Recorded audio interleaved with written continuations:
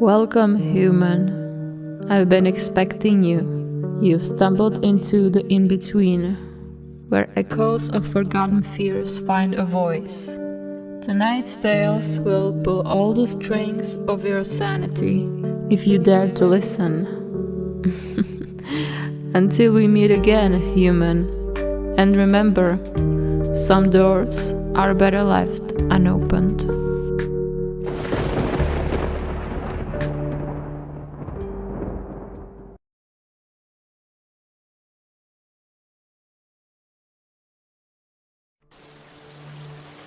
It was a quiet, uneventful evening in my small home office. The kind of night where the glow of the monitors felt comforting against the otherwise dimly lit room. I'd just finished a freelance project and was mindlessly browsing for new gigs when the email popped into my inbox. The subject line read, "Urgent, need help unlocking my account." It wasn't uncommon for me to get random emails like this. As a freelance tech worker, I'm used to people reaching out for quick fixes to their digital problems. But there was something oddly vague about this one. The email itself wasn't long. Hi, I'm locked out of my account and need help ASAP. It's linked to some important work files and I'm desperate. Can you help me unlock it? Willing to pay whatever you ask. The sender had signed off with just Mark. No last name, no company name, nothing to add credibility. Normally I'd ignore emails like this, but work had been slow lately, and curiosity got the better of me. If there was a chance it was legitimate, I couldn't afford to pass it up. I replied, "Hi Mark, thanks for reaching out. Could you provide more details about the account and the platform? Also, any verification info to confirm ownership would be helpful." To my surprise, the response came almost immediately. Thank you so much. It's my cloud storage account. I forgot the password and the recovery email isn't working. I've attached a screenshot of the error message. Please let me know what info you need.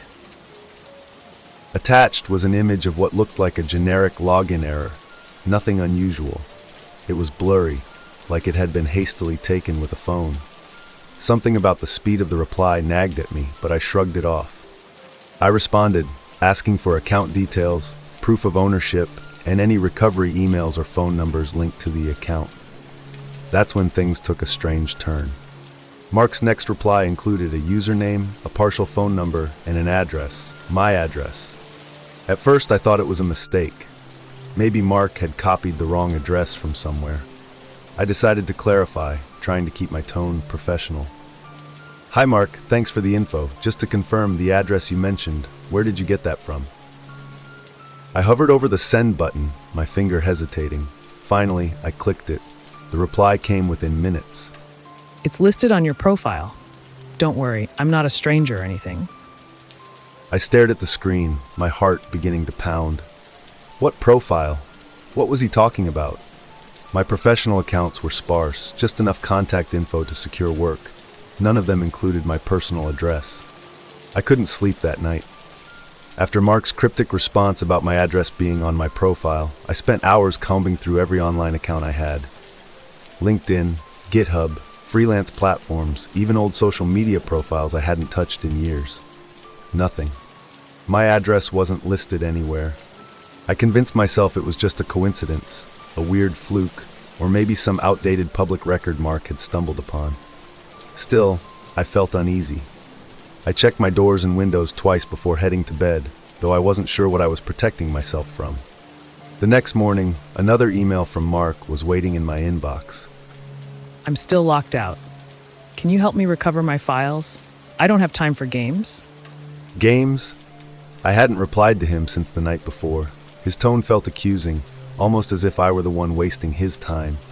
The nerve of it made my skin crawl. But what really shook me was the attachment.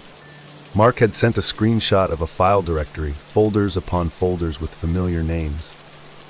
Tax returns 2023. Freelance clients. Photos personal. They weren't just familiar, they were identical to the folders on my computer. I stared at the screen, trying to make sense of it. How could Mark possibly have this? My files were stored locally. I didn't use cloud storage for sensitive information. Was it a prank? A sick joke? I unplugged my external hard drive and disconnected my Wi-Fi, just in case. Then I ran every antivirus scan I could think of. Nothing came up. No malware, no unusual activity. Yet Mark's email sat there, taunting me. I decided to reply, keeping my message short and carefully worded. "Mark, where did you get that screenshot?" His response came almost instantly. "They're my files. Why are you acting like you don't know?" I could feel my pulse in my ears. My files? The audacity, the sheer creepiness of it, left me reeling. I had no idea who this person was, but they clearly knew far more about me than I was comfortable with. I forwarded everything to my friend Alex, a cybersecurity expert, and called him immediately. "This is bad." Alex said after a long pause. "I don't want to freak you out, but this isn't some random hacker. Whoever this is, they've either been watching you or they have access to your system." "Watching me?" My voice cracked. "I don't know yet, but someone doesn't just stumble upon that level of detail by accident. Have you noticed anything weird lately? Devices acting up, cameras turning on?" I glanced nervously at the webcam on my monitor. "No," I said, though I suddenly wasn't sure. Alex promised to dig deeper and get back to me. In the meantime, I decided to confront Mark directly. "Mark, this has gone too far. If you don't explain how you got this information, I'm reporting you." His reply came minutes later, as though he'd been waiting for me to reach out. "You can try, but I don't think they'll believe you. Why don't we meet and sort this out? I can stop by your place tonight." I stared at Mark's email, my breath caught in my throat. "Stop by my place tonight?" The room felt colder. My hand trembled as I hovered over the keyboard, trying to figure out how to respond. Then, without thinking, I grabbed a piece of duct tape and covered the webcam on my monitor. It was probably useless, but the idea of someone watching me was unbearable. I didn't reply to Mark. Instead, I called Alex again, this time pacing the length of my tiny apartment like a caged animal. "Alex, he said he's coming here. Tonight." "What? Alex's voice was sharp, almost panicked. Did you tell him your address?" "No, at least not directly, but somehow he knows," Alex cursed under his breath. "Listen, I don't want to scare you, but you need to take this seriously. Lock your doors, and if anyone shows up, call the cops immediately." As I hung up, I glanced at the clock, 9:47 p.m. I still had time to prepare, but for what, I didn't know. I double-checked the locks on my front door and windows, even dragging a chair in front of the door as a makeshift barricade. I kept telling myself this was all some elaborate hoax, but deep down, I wasn't so sure anymore. My phone buzzed, pulling me out of my thoughts. Another email from Mark. "It's rude not to reply, I'm outside." I froze, every muscle in my body locking up. My fingers hovered over my phone's screen, uncertain whether to call the police or check outside. Heart pounding, I crept to the window and peeked through the blinds. The street was empty, quiet, no sign of anyone. I felt a brief surge of relief, but it was short-lived. My phone buzzed again. "Still don't believe me? Check the back door." The back door. My apartment didn't have a back door, but the building did, a rarely used exit that led to an overgrown alley. I didn't dare move. Before I could think of what to do, another email arrived. This one had an attachment. "Don't make me wait too long." With shaking hands, I opened it. It was a photo taken from outside. The angle was low, just below the window of my living room, and in the reflection of the glass, I saw myself, sitting at my desk. The photo had been taken minutes ago. I dropped my phone like it was a live wire, my chest heaving as I stumbled away from the window. Whoever Mark was, he wasn't bluffing. He was here, and he'd been watching me. My phone buzzed again. Another email. "Relax, I just want my files. Open the folder on your desktop." Confused, I glanced at my screen. There was no folder on my desktop. At least I didn't think there was. But now, a new icon had appeared. For Mark. My fingers hovered over the mouse, sweat slicking my palms. The folder's name, For Mark, glowed on the monitor like it was mocking me. I didn't put that there. My system was isolated, my Wi-Fi disconnected. I clicked on it, against every shred of instinct screaming at me not to. The folder opened to reveal a single video file titled lookaatyourself.mp4. My throat tightened. I wanted to delete it, to shut the computer off and throw it out the window, but curiosity, or maybe fear, kept me rooted. With a deep breath, I double-clicked. The screen flickered to black, then the video began. It started with static, which gave way to a dark, grainy recording. The angle was low, like it had been filmed from the floor. Slowly, the camera panned upward, revealing my living room. Every detail was exact, the book stacked on the coffee table, the blanket draped over the couch, the half-empty mug of coffee I'd abandoned hours ago. And then I saw myself. I was sitting at my desk, typing furiously. My face was lit by the pale glow of the monitor. This wasn't footage from earlier. This was live. My head whipped around, eyes darting to every corner of the room. There was no one here, no camera that I could see. But then I noticed something on the video, a flicker of movement behind me. In the footage, a shadow passed across the room. It moved too quickly to make out, but it was unmistakable. The video ended abruptly, replaced by a blank screen and a single line of text. You should have let me in. Before I could react, my computer powered down. The sudden silence was deafening. My reflection stared back at me in the black screen, pale and wide-eyed. A loud bang rattled the front door. My heart jumped into my throat. I stumbled to my feet, clutching my phone in one hand as I backed away from the door. Another bang, louder this time. The door frame shuddered. "Who's there?" I shouted, my voice cracking. No response. I dialed 911, hands trembling so badly, I nearly dropped the phone. As it rang, I grabbed the heaviest thing I could find, a cast-iron skillet, and positioned myself in the corner, out of view of the door. The banging stopped. The dispatcher answered, but before I could explain, I heard a new noise, the faint creak of floorboards inside my apartment. "Someone's in my home," I whispered into the phone. "Send help, please." The dispatcher's calm voice faded into the background as I strained to hear. My breathing was too loud. I tried to hold it, desperate to pinpoint where the intruder was. Another creak, closer this time, and then silence. Minutes passed, or maybe it was seconds, I couldn't tell. My body was frozen, every muscle locked in place. A knock came from the bathroom door. Not the front door, the bathroom. I stared in disbelief. How could someone be inside without me seeing them enter? The knock came again, softer this time, and then a voice. "You really should have let me in." It said, low and distorted. My grip on the skillet tightened. I didn't wait to see what would happen next. I bolted for the front door, yanking it open and running barefoot into the hallway. When the police arrived, they found no one, no signs of forced entry, no cameras, no fingerprints, just my living room, exactly as I'd left it. The officers assured me I was safe, that it was probably some elaborate prank. But I knew better. Back in my apartment, I noticed one last thing, a sticky note on my desk. Written in jagged, uneven handwriting were 3 words. "See you soon."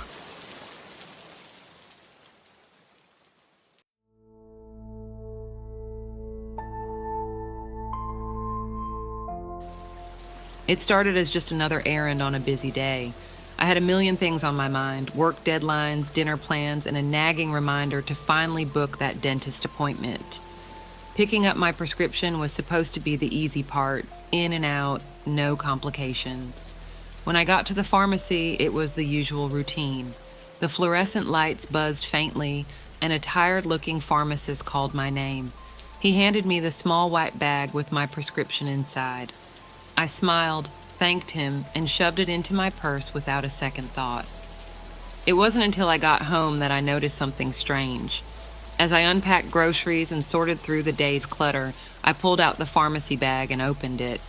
The bottle inside looked normal enough at first glance, but then I noticed the label. My name wasn't on it. Instead, it read Emily Dawson, a name I'd never heard before. Weird, I muttered to myself. Maybe it was just a mix-up. I'd been going to this pharmacy for years and never had an issue before. But as I inspected the bottle further, I noticed the dosage was different too, much higher than what I'd been prescribed.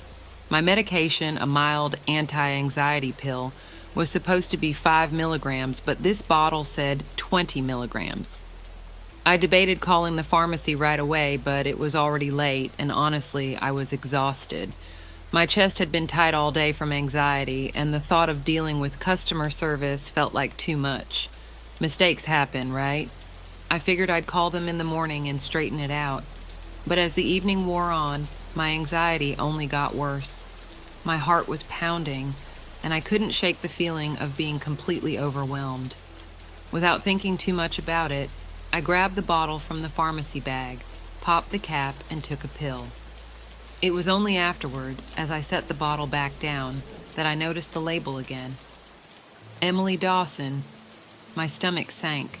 I'd just taken the wrong medication. I tried to tell myself it was fine. It's probably the same stuff, just a higher dose, I thought. Still, I couldn't ignore the nagging worry in the back of my mind. What if it wasn't fine? I Googled the pill description on the label, but the results weren't clear. It wasn't even the same generic brand as my usual prescription. My anxiety spiked all over again, but at that point, what could I do? It was late, and I told myself I'd just wait it out and call the pharmacy first thing in the morning. The next day, I called the pharmacy during my lunch break. After waiting on hold for what felt like forever, a distracted-sounding technician finally picked up. "Hi, I think there's been a mistake with my prescription," I said. "I picked it up yesterday, but the label has someone else's name on it." There was a pause. What's the name on the label? The technician asked. "Emily Dawson," I replied. And your name? "Jessica Hart." Another pause. I could hear typing in the background, then a muffled conversation. Finally, the technician came back on the line. It looks like there was a mix-up in our system. Sorry about that. Can you bring the medication back so we can correct it? "Sure," I said, though the whole thing left me feeling uneasy. Shouldn't they have caught this before handing me someone else's prescription? That evening, I drove back to the pharmacy and returned the bottle. The pharmacist apologized profusely and handed me the correct prescription. I wanted to brush it off as just an innocent mistake, but something about the whole situation nagged at me. Why had the wrong medication been prepared in the first place? And what if Emily Dawson had ended up with my pills instead? I tried to push the thoughts aside, but a few days later I started feeling off. It was subtle at first, just a lingering headache and a strange jittery feeling, but then it got worse. My heart raced unpredictably and I felt nauseous for no apparent reason. That's when I began to wonder if the mix-up had been more than just a simple error. By the end of the week, my symptoms had escalated to a point where I could no longer ignore them. I woke up one night drenched in sweat, my chest heaving as though I'd run a marathon in my sleep. My skin felt clammy, and there was a strange metallic taste in my mouth that wouldn't go away. My hands trembled so much that I could barely hold a glass of water without spilling it. In a moment of desperation, I dug through my bathroom cabinet to find the paperwork that came with my prescription. I wanted to see if these symptoms could be side effects of my medication, but as I scanned the list, nothing matched. Anxiety, dizziness, and mild nausea were listed as possibilities, but this felt like something else entirely. I thought back to the pharmacy mix-up. Could the wrong medication have somehow contaminated mine? It sounded absurd, but I couldn't shake the feeling that this all started after I picked up that bottle. The next morning, I called the pharmacy again. This time, I demanded to speak to the pharmacist directly. When he finally got on the line, I explained my symptoms and asked if there could have been any cross-contamination. "That's highly unlikely. He said, his tone measured but dismissive. We have strict protocols in place to prevent that sort of thing." "Then why did I get someone else's medication in the first place?" I shot back. There was a pause, longer than seemed necessary. "That was a clerical error. It's been resolved." "Resolved?" I echoed, my voice rising. "I'm having these symptoms that I've never experienced before, and you're telling me it's just a coincidence?" "Ma'am, if you're experiencing adverse effects, I suggest you contact your doctor." His tone was polite, but the underlying message was clear. This was no longer his problem. Frustrated and scared, I hung up and immediately made an appointment with my doctor. The earliest they could see me was 2 days away, so I was left to endure the symptoms without answers. That night, things took an even darker turn. As I lay in bed, unable to sleep, I noticed something strange on my arm. Under the pale glow of my bedside lamp, I saw faint bruises forming along my veins, as though something was traveling through them. The sight made my stomach churn. I tried to convince myself it was just my imagination, a trick of the light, but deep down, I knew it wasn't. Something was wrong, terribly wrong. By the end of the week, my symptoms had escalated from unnerving to downright terrifying. My hands trembled so badly that I could barely hold a pen, let alone function at work. My chest felt tight, as if invisible weights were pressing down on my rib cage, making it hard to breathe. Every muscle in my body ached, and my skin burned like I had a fever, though the thermometer always read normal. I couldn't shake the gnawing feeling that something was deeply wrong. Maybe it wasn't connected to the pharmacy mix-up at all, but the timing was too coincidental. Desperate for answers, I decided to do some digging. The first thing I did was Google Emily Dawson. It felt silly. How many Emily Dawsons could there be? But when I typed in her name followed by the word pharmacy, a news article popped up that made my stomach drop. Local woman found dead in prescription overdose. The picture was grainy but unmistakable. She was young, maybe mid-30s, with dark hair and a bright smile. The article said she had been prescribed medication for chronic pain and that her family believed the dosage had been incorrect. The case was under investigation. My hands shook as I scrolled through the article, reading every word. It wasn't just negligence. The report hinted at something darker. A string of similar incidents had been linked to the same pharmacy chain, patients receiving the wrong medications, dosages that didn't match their prescriptions. I slammed my laptop shut, my heart hammering in my chest. Could the pills I'd picked up have been meant for her? Was this Emily Dawson's prescription, or was there something even more sinister going on? Pushing my fear aside, I called the pharmacy again. I demanded to speak with the pharmacist, bypassing the distracted technician who had brushed me off before. "Look," I said, my voice shaking, "I need to know exactly what happened with my prescription. Why was I given someone else's medication? And why was the dosage so wrong?" The pharmacist hesitated. Miss Hart, I assure you, we've corrected the mistake. You have your correct prescription now. There's no reason for concern. "That's not good enough," I snapped.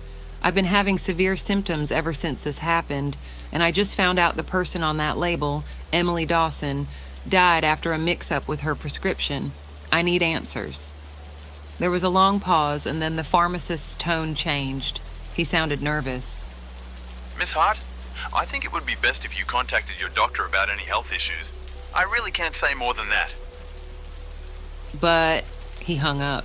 That was the moment the paranoia fully set in. They were hiding something, I was sure of it, and I wasn't going to let it go. The next morning, I woke up drenched in sweat, my body feeling like it had been wrung out. My chest felt raw and heavy, each breath hitching as though my lungs were coated in something sticky. Dragging myself to the bathroom, I flicked on the light and gasped. My reflection was a stranger. My eyes were bloodshot, the whites veined with an angry red like a spider web threatening to swallow my pupils. My skin had taken on a sickly pallor, blotched with patches of irritated redness. Worse, when I ran my hand across my cheek, the skin felt strange, almost rubbery. I leaned closer, heart thundering. The texture was subtle but unmistakable. My fingertips dragged slightly as if the outer layer of my skin was loosening. I pressed down harder, and the skin shifted unnaturally, pulling taut before snapping back. My stomach twisted. Was this an allergic reaction? Stress? I gripped the sink to steady myself, but when I glanced down, my knuckles caught my attention. The skin there was cracking, small, thin lines that deepened when I flexed my fingers. Tiny beads of blood welled up like sweat. "No, no, no," I muttered, panic climbing up my throat. I scrubbed my hands with soap, but it only made things worse. The cracks spread up my wrists, red and angry, the skin splitting as if it couldn't keep up with the movement. When I turned on the faucet to rinse, the water burned so fiercely I yanked my hands back as though it were scalding hot. My phone buzzed from the counter, breaking the trance. It was my boss asking if I was coming in. I typed out a hurried excuse about being sick and turned my attention back to my reflection. That's when I noticed the discoloration on my neck. Purple and greenish hues were spreading along the veins, blooming under the skin like bruises. I prodded at them, and pain flared so sharply that my vision blurred for a moment. The symptoms were spiraling out of control. My mind raced with possibilities. Was it a severe reaction to the pills I'd taken before the pharmacy mix-up? Or worse, had something been wrong with those pills themselves? I felt like my body was betraying me, like it was slowly unraveling from the inside out. Each pulse of my heartbeat sent a fresh wave of discomfort through me, and the blotches seemed to expand with every passing hour. By the time night fell, my face was unrecognizable.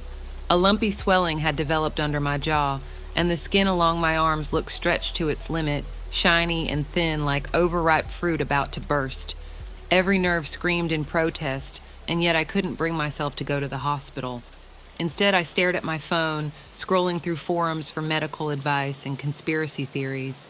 One thread caught my attention, detailing cases of patients who'd been harmed by medication mix-ups.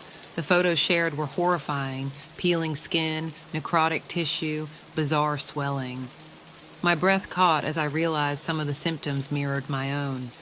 That's when I made my decision. Whatever was happening, I wasn't going to let it consume me without answers. I spent the night pacing my apartment, each movement sending fresh waves of pain through my body. The swelling under my jaw throbbed, and the discolored veins snaking along my arms had darkened to an ominous black. My skin felt stretched thin, like it could split open at any moment. Despite the agony, I needed answers. By morning, I found myself back at the pharmacy, the bright lights searing my eyes. The pharmacist from before, a balding man with tired eyes, looked up as I approached the counter. "Jessica Hart," I croaked, my voice hoarse. "We need to talk, now." His face paled as he saw me, his gaze flicking to the angry bruising on my neck and the cracked skin on my hands. Let me get my manager. "No," I snapped, slamming the mislabeled pill bottle I'd brought onto the counter. "You, what the hell did you give me?" He hesitated, then nodded and motioned for me to follow him to a small consultation room. Once the door was shut, he wrung his hands nervously. There's been a mistake. He admitted, his voice barely above a whisper. A big one. "No kidding," I hissed. "I've been poisoned or God knows what. Look at me." I gestured to my disfigured arms and face. He swallowed hard, then pulled out a file folder from a drawer. We've had incidents. A few cases of medications being mislabeled during processing. It's not just you. My blood ran cold. "How many?" He shook his head. Enough that the company's legal team is already involved. I shouldn't even be talking to you right now. Rage bubbled up in me, overpowering the pain for a moment. People could die because of this. His face crumpled, and he muttered, Some already have. The air seemed to vanish from the room. My knees buckled, and I gripped the edge of the table to stay upright. "What the hell are you saying?"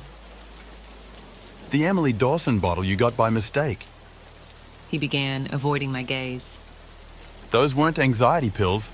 They were something else entirely. Experimental medication for a private study. They weren't supposed to be dispensed at all. "Experimental?" I repeated, my voice trembling. Unapproved. He clarified, his voice barely audible. We were told they were harmless in low doses, but clearly something went wrong. I staggered back, bile rising in my throat. "You gave me unapproved drugs." He opened his mouth to respond, but the sound of a commotion in the store interrupted us. A woman was yelling, her voice high-pitched and panicked. I stormed out of the room, ignoring the pharmacist's protests. A small crowd had gathered near the front counter, where a woman was holding up a bottle, her face twisted in terror. "They gave me the wrong pills!" she screamed, pointing to her arms, where deep black veins mirrored my own. Chaos erupted, shouting, frantic phone calls, people demanding answers. I stumbled back, overwhelmed by the noise and the realization of how far this had spread. As I fled the pharmacy, the world around me blurred. My phone buzzed incessantly in my pocket, notifications from news apps and social media. When I finally dared to look, the headlines confirmed my worst fears. Pharmacy chain under fire for drug mix-up, dozens hospitalized, several dead. The news article included a photo of Emily Dawson. Her face was gaunt, her skin marked by the same bruising and cracking that now covered my own. The caption read, "Victim of fatal prescription error." I stared at the screen, my heart pounding. Emily Dawson was dead, and whatever had killed her was coursing through my veins, its effects accelerating by the minute. I looked at my reflection in a passing window. My skin had started peeling, the raw flesh underneath glistening with each labored breath. The only question left was how long I had.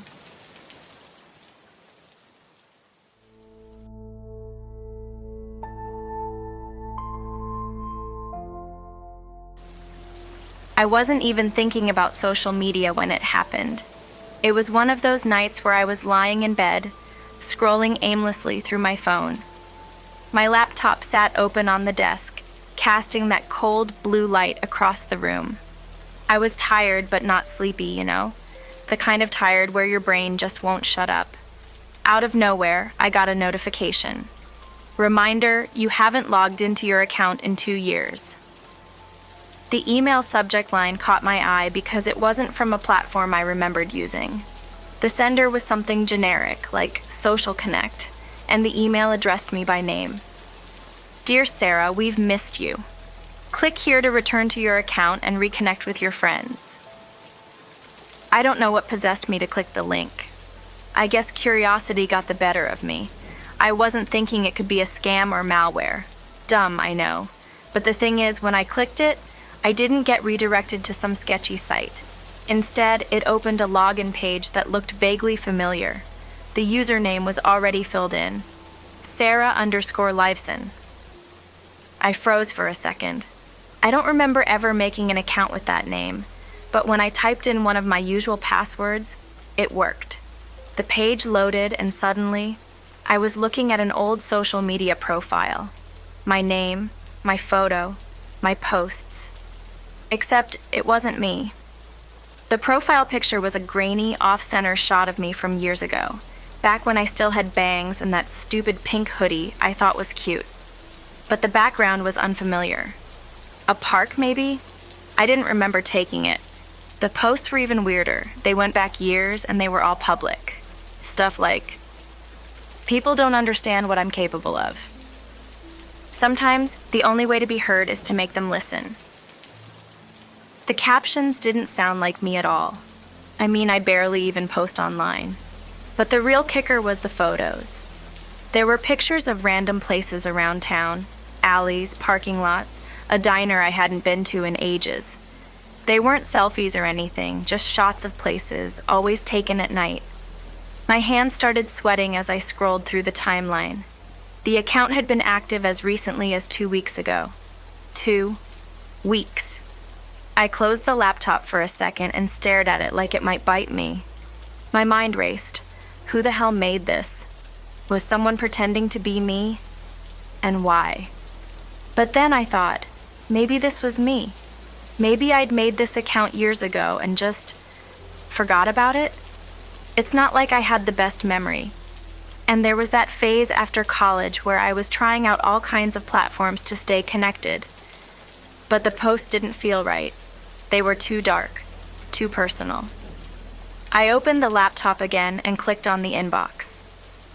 There were dozens of messages, most of them unopened. The latest one had been sent just 3 hours ago. You think people won't find out? They always do. I felt a chill run down my spine. There was no name, just a user handle, @JusticeNow. I clicked on their profile, but it was private. Their bio read, "Some secrets are too big to stay buried." My fingers hovered over the keyboard, debating whether to respond.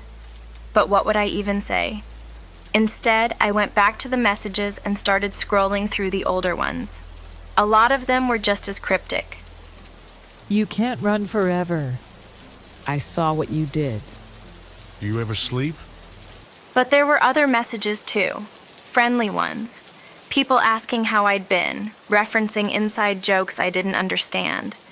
Some of the usernames even looked familiar. Names of people I went to high school with or co-workers I hadn't seen in years. What the hell was this? I logged out and slammed the laptop shut again, my heart racing. It felt like the walls of my room were closing in. The blue glow of the laptop screen seemed darker somehow, like it was watching me. I told myself I'd just forget about it, pretend I'd never opened that email. But as I lay there in bed, staring at the ceiling, I couldn't shake the feeling that I'd just opened a door I was better off leaving closed. The next morning, I couldn't stop thinking about it. That account, those messages. It was like an itch I couldn't scratch. I told myself I should just delete the account and move on, but something didn't sit right. What if it wasn't just some random hack? What if someone I knew was behind it? By lunch, curiosity got the better of me. I logged back in. The inbox had another new message from At Justice Now. Tick-tock. They'll come knocking soon. I stared at it, feeling my stomach twist. What did they mean, they? My eyes darted to the timestamp.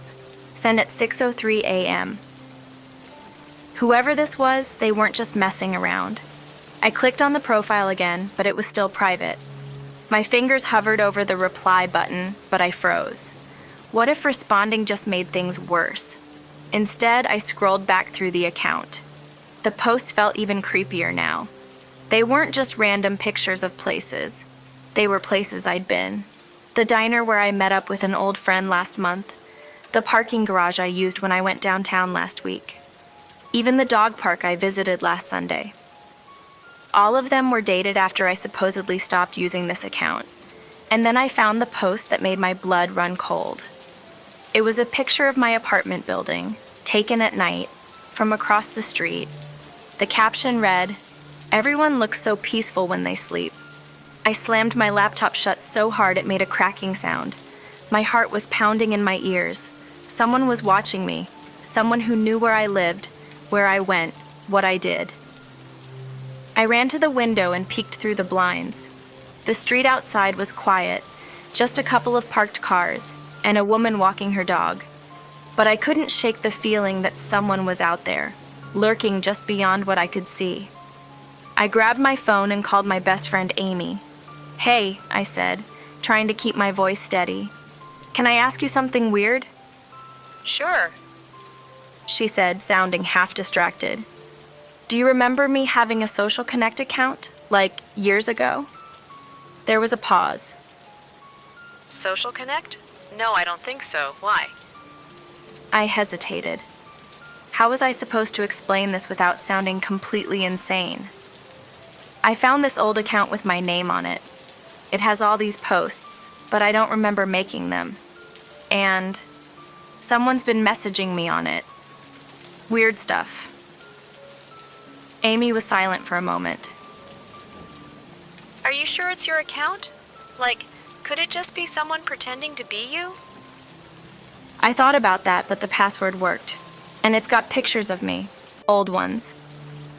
"Okay, that's creepy," she said. "You should report it, or go to the police." Yeah, maybe. But I didn't feel like I could go to the police. What was I supposed to say? That I might have made this account and just didn't remember? Or that someone was stalking me but I had no proof? "I'm probably overthinking it," I said, trying to convince both of us. "It's probably just some stupid prank."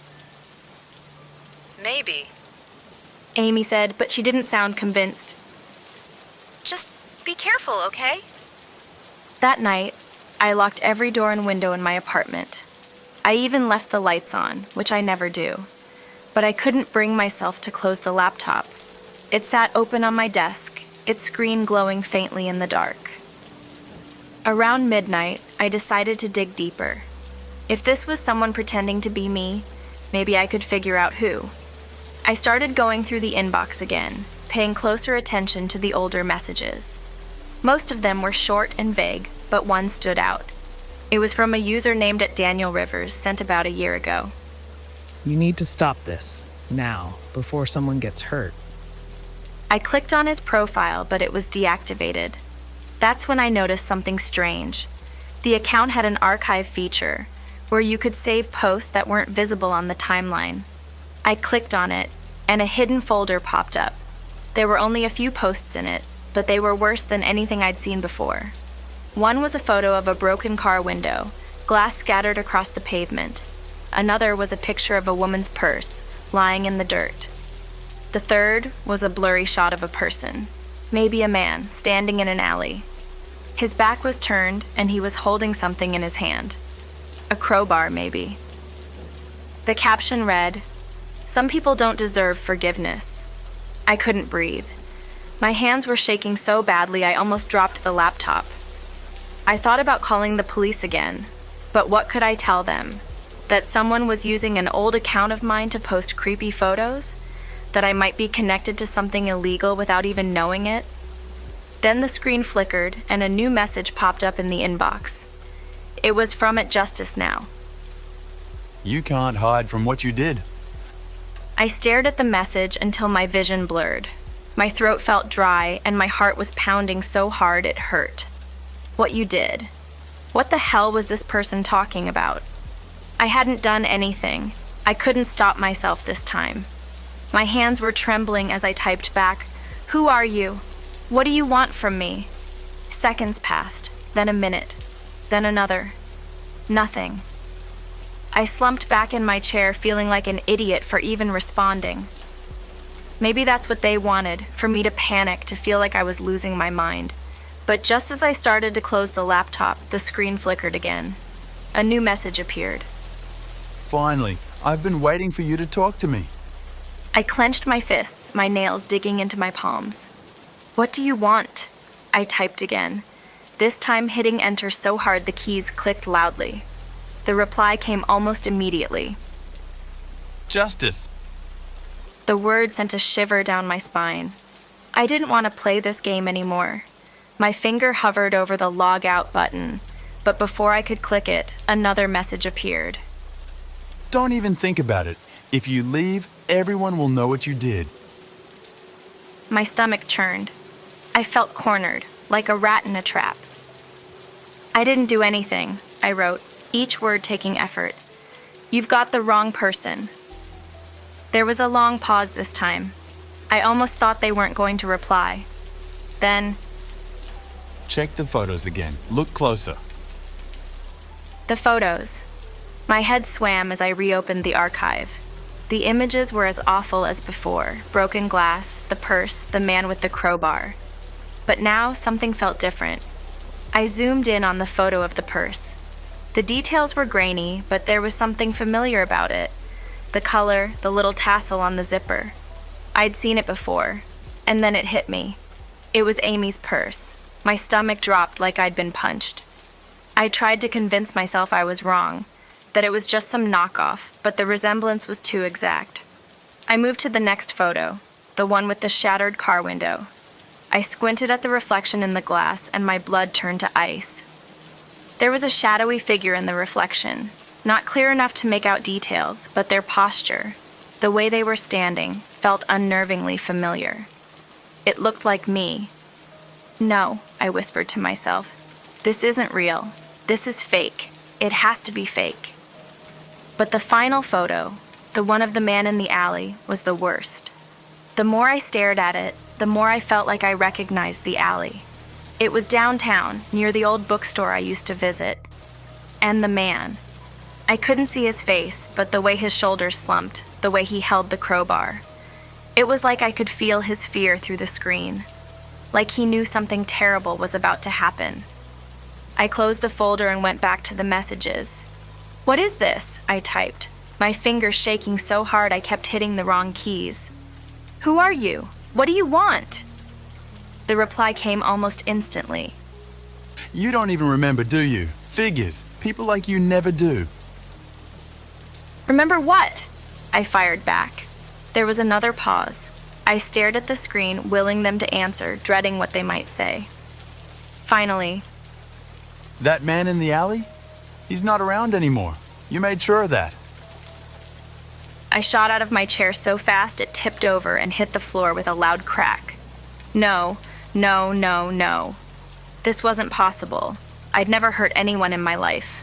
I wasn't violent. I wasn't whatever they were accusing me of being.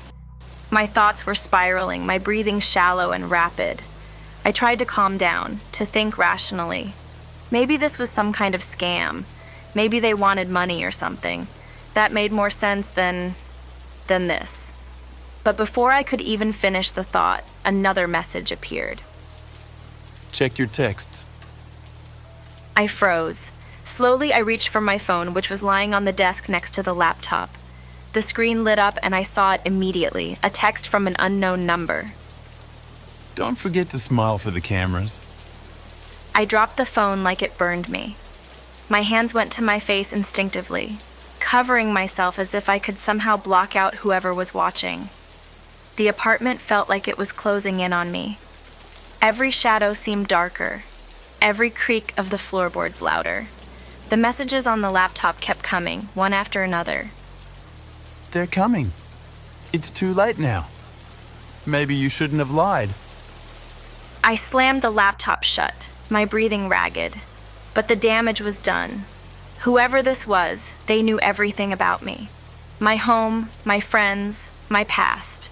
Or at least a version of it I didn't even recognize. I didn't know what was real anymore. I stood there in the dark, clutching my phone like a lifeline. The air in the room felt heavy, like it was pressing down on me. Every noise outside, passing cars, distant voices, made my stomach clench. The laptop was still closed, but it didn't matter. I couldn't escape this. Whoever was behind this knew too much. I tried to calm myself, tried to think. What do they want from me? Money? Revenge? What could I have possibly done to deserve this kind of torment?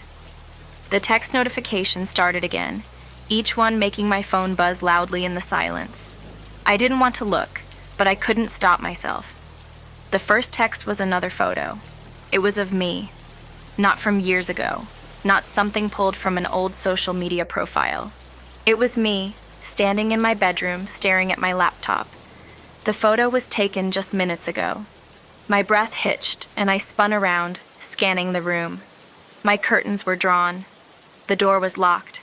I grabbed the edge of the curtain and yanked it open, expecting to see someone standing there with a camera. But there was nothing. The next text came through. I'm closer than you think. I stumbled back, almost tripping over the chair. This wasn't just a prank. Someone was here, watching me. I thought about calling the police, but what would I even say? That someone had hacked an account I didn't remember creating and was sending me creepy messages? That they claimed I'd committed some kind of crime? The police wouldn't believe me. Hell, I wasn't sure if I believed me. And then the next text hit my phone. Open the laptop. Last chance. My hands were trembling so much it was hard to type as I opened the laptop back up. The inbox was flooded with new messages, all from the same account. Each one was a single word. Confess, confess, confess. I stared at the screen, my heart hammering in my chest. This had to be some kind of trick, a scam. Someone had hacked me or was playing some cruel joke. But before I could respond, another photo popped up. This one was different. It wasn't me. It was Amy. Her face was pale and tear-streaked, her eyes wide with fear. She was sitting in what looked like a dimly lit room, her wrists bound together. The message that came with it made my blood run cold. She's waiting for you to make this right. My head swam as I tried to make sense of what I was seeing. Amy, bound and terrified? What the hell was going on? I typed back frantically. Where is she? What do you want from me? The reply came almost instantly. You ruined someone's life. Now it's your turn to feel what that's like. My breathing was ragged, tears streaming down my face. I didn't do anything. Please just tell me what you want. Another message appeared, this one longer. It's not about what you did. It's about what everyone thinks you did. And once they see the truth I've been posting for weeks, they'll never look at you the same again. My fingers hovered over the keyboard, but I couldn't think of anything to say. My mind was blank, my body frozen. And then, the final message appeared. Check the news. I didn't want to. I knew whatever I was about to see would be bad, but I couldn't stop myself. I opened a browser and searched my own name. The first result was a local news site. the headline hit me like a punch to the gut. Breaking: local woman implicated in brutal assault following online confession. There was a photo of me, my real photo, right at the top of the article. It said I'd confessed to a violent attack on a man downtown, that police were investigating me, that witnesses had come forward identifying me from the posts on my old account. The same account I'd never created. My ears were ringing, my vision blurring. I couldn't even read the rest of the article. All I could think was, this isn't real. This can't be real. But deep down, I knew it didn't matter. It didn't matter that I hadn't done it, that I didn't even remember making the account. The posts were there, the evidence was there. And now the world thought I was a monster. Another text buzzed on my phone. It was a final photo. Amy was smiling. But it wasn't the kind of smile you'd see on someone who was safe. It was hollow, her eyes full of fear. And in the corner of the photo, barely visible, was the reflection of the person holding the camera. They were wearing a hoodie, the shadow obscuring their face, but I could see their hand, my hand. The message that followed was short. You did this, whether you remember it or not.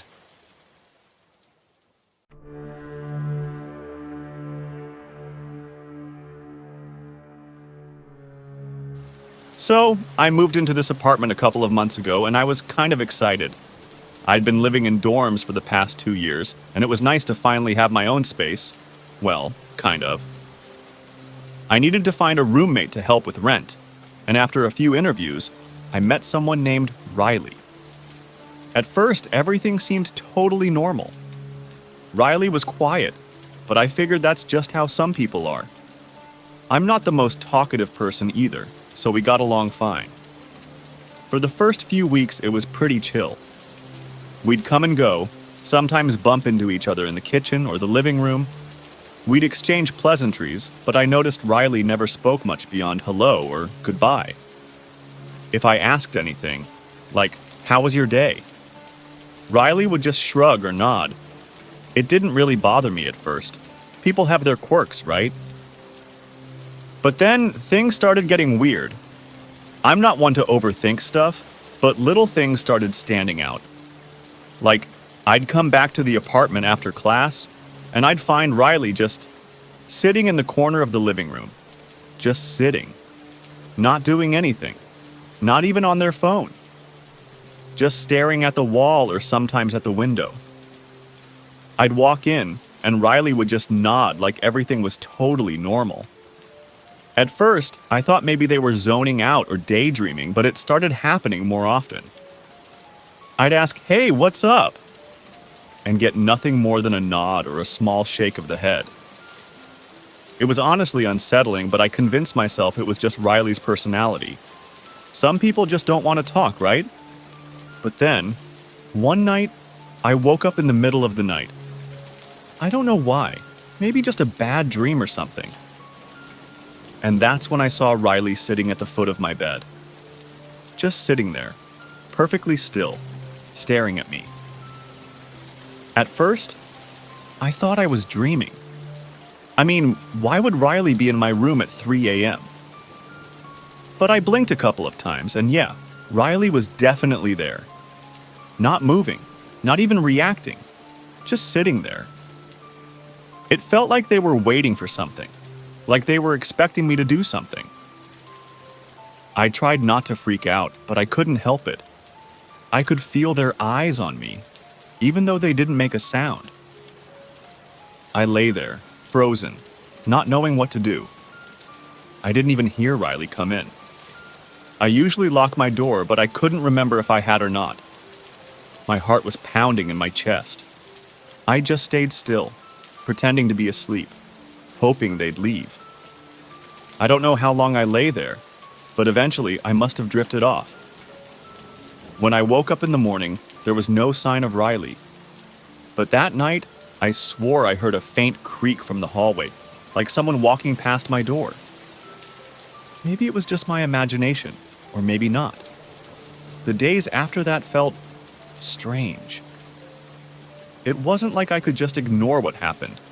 but I didn't want to confront it either. I mean, what could I say? Hey, you were sitting at the foot of my bed last night? That sounds crazy, right? So I tried to act normal. I figured maybe I'd been sleep deprived or just freaked myself out for no reason.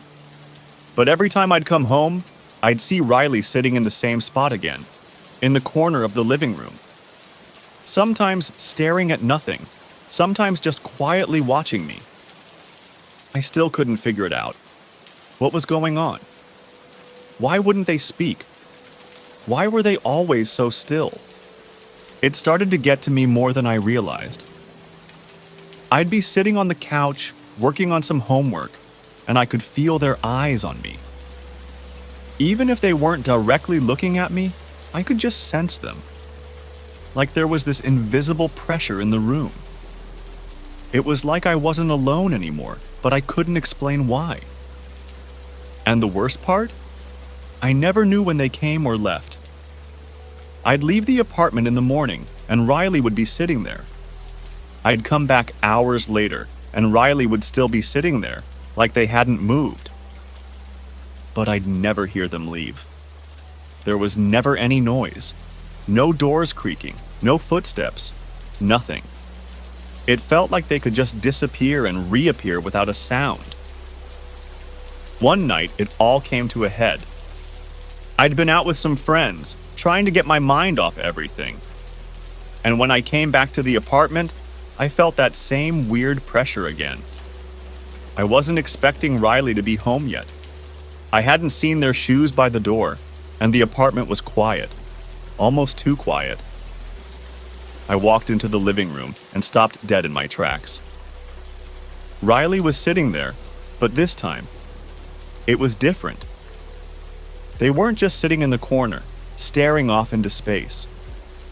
No, this time, they were looking right at me. Their eyes were wide open, too wide. They looked almost unnaturally wide, like they were straining to look at me. I froze. There was a part of me that wanted to scream, to run. But I just stood there. "Hey, what's going on?" I asked, trying to break the silence. Riley didn't move, didn't respond. Just sat there, staring. It wasn't like the usual silence. This felt heavier. The room felt colder. I tried to shake it off, tried to convince myself I was overreacting, but I couldn't shake the feeling that something was very wrong. That night, I locked my door and stayed awake as long as I could, just staring at the ceiling, hearing nothing but the occasional creak of the floorboards. I was waiting for something, waiting for Riley to show up at my door again. But it didn't happen. The next few days felt even worse. It was like the whole apartment had this heavy, suffocating air around it. I couldn't get the image of Riley's wide, unblinking eyes out of my head. Every time I walked through the apartment, I kept expecting to see them sitting there in the corner, just waiting, but they didn't. I didn't hear Riley moving around either. No footsteps, no sounds from their room. It was like the apartment was empty, but I knew it wasn't. I just knew Riley was still there somewhere. I decided to be brave. I couldn't keep living like this, constantly on edge, so I planned to confront Riley. I figured maybe I could snap them out of whatever weird funk they were in. Maybe they'd explain why they never spoke or why they sat there, motionless for hours. I had to know. So that night, I waited for Riley to come home. I was sitting on the couch, trying to distract myself with some Netflix, but I was more focused on the door. I kept glancing at the clock. 9:15 p.m., 9:30 p.m., 9:45 p.m., and still no sign of them. I was starting to get frustrated. But then, just as I was about to get up and check, the door to Riley's room creaked open. I didn't hear any footsteps. Nothing. Just the door opening, like it was on its own. I looked over, and there Riley was, standing at the doorframe. Still no sound. No movement except for the way they were staring at me. Their face was pale, almost sickly, and there was something wrong about the way they were standing. It wasn't like they were just walking into the room. It was like they were waiting for something. Like they were waiting for me to do something. "Riley?" I called out. But they didn't respond. Not a word. Not a single sound. I stood up, heart pounding, and asked again. "What's going on? Why won't you talk to me? Why are you always sitting there?" My voice cracked. I was shaking now. Riley didn't move, didn't blink. I don't even know if they were breathing. There was this horrible, suffocating silence between us, like time had frozen in that moment. I wanted to run, but I couldn't move. It felt like I was trapped in the room with them. And then, just like that, Riley turned around and walked back into their room. No sound, no footsteps. Just the creak of the door closing behind them. I waited for what felt like hours, but nothing. No movement. No noise. I stayed awake, staring at the door, expecting them to come out again. But they never did. The next morning, I woke up to an empty apartment. The living room was quiet. Riley's door was closed, and everything seemed perfectly normal, until I noticed something that made my blood run cold. Riley's bed was made, like perfectly made. The covers were neatly arranged, the pillow fluffed up, and there wasn't a single crease in the sheets. I didn't even hear them get up. I didn't know what to think. Was Riley even really there? Were they just messing with me? My head was spinning, so I decided to check the rest of the apartment. But when I walked into the living room, I noticed something on the desk. Something I hadn't seen before. There was a note. It was handwritten, with messy, uneven handwriting. It read, "I'm still here." I froze. My stomach twisted into knots. I looked around the apartment like someone was watching me, but there was no one. No sign of Riley. No sound. The worst part? As I stood there, holding the note, I realized that the whole time Riley had been in the apartment, I had never once seen them eat, sleep, or leave. They were always there. Watching. I didn't know what to think. The note was still in my hand, and my brain was racing, trying to make sense of everything. I felt like I was losing my grip on reality. It didn't make sense. None of it made sense. I had to know what was going on. I had to confront Riley, figure out what the hell was happening. But when I opened Riley's door, the room was empty. The bed was made, perfectly. The floor was spotless, like it hadn't been touched in days. I didn't hear anything. No breathing, no sound of movement. Nothing. For a split second, I wondered if maybe I had been dreaming all of it. Maybe Riley hadn't been there at all. Maybe the silence, the weirdness, had all been in my head. But then I checked the desk again. The note was still there. It hadn't changed. But there was something else now. A new message written in the same messy handwriting. It read, "I'm closer than you think." My heart slammed into my throat. I immediately whipped around, scanning every inch of the room. The kitchen, the hallway, the living room. But the apartment was completely silent. The air felt thick, like it was holding its breath. I ran to the front door and threw it open, hoping maybe Riley had left. But the hall outside the apartment was completely empty. I checked the stairwell, even the laundry room. Nothing. That's when it hit me. Riley wasn't just sitting in the corners of the room. They weren't just watching me. They had been there all along, hidden in plain sight. I hadn't seen it before, but the closet in the living room, the one I always used to store extra stuff, was different. It was ajar slightly. The light was off, but I could see the faintest outline of something, or someone inside. my breath caught in my throat. I knew I had to open it. I couldn't just leave it. As I pulled the door open, I froze. It wasn't just a closet anymore. It was a tiny, cramped space with a mattress thrown on the floor and a chair sitting in the corner. The walls were lined with old boxes, and there on the chair was a stack of journals. I started flipping through them, my hands shaking. They were all Riley's, notes, scribbles, observations. They weren't about the apartment. They weren't even about me. They were about every person who had ever lived here before. There were pages and pages of them, documenting their routines, their sleep patterns, what time they came home, what time they left. But it wasn't just that. It was the little things, their habits, what made them anxious, what made them laugh, how they slept. And in the last journal, dated just a few weeks ago, it was the most unsettling entry of all. The next one will be easy. I've learned their patterns. This time, they'll never know I'm here. I felt my stomach drop.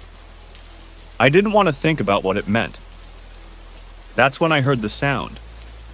A slight creak behind me. I spun around. And standing there in the doorway, just barely visible in the dark, was Riley. But this time, they weren't just watching.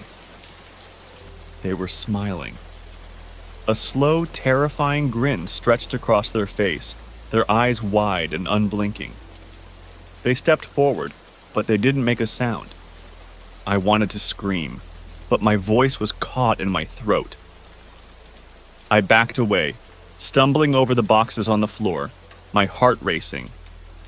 But Riley didn't move. They just stood there, smiling, watching. And that's when I realized Riley had never been a roommate. They were the one living here before me. They had never left. They'd just been waiting for the next person. And I was the one who had fallen into their trap.